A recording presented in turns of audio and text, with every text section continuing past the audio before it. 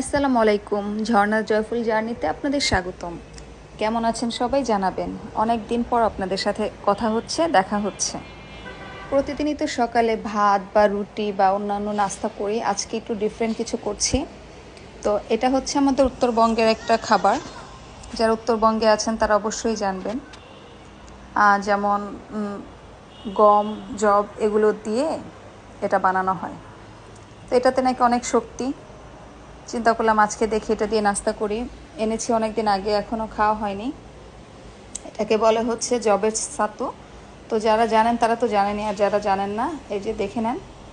আমার মেয়েকেও খাওয়াবো, ও যদি পছন্দ করে তাহলে তো ভালোই হলো। তো যাই হোক, ও তো খেয়ে বললো যে হ্যাঁ মজা হয়েছে। এটা খেয়ে এখন ওর শক্তি বেড়ে গেছে। এই যে দেখেন চলে গেছে সিঁড়িতে বাবার সাথে দৌড়াদৌড়ি করতে। সবাই ভালো থাকবেন, সুস্থ থাকবেন, আর আমাদের জন্য দোয়া করবেন, একে অপরের পাশে থাকবেন। আল্লাহ হাফেজ।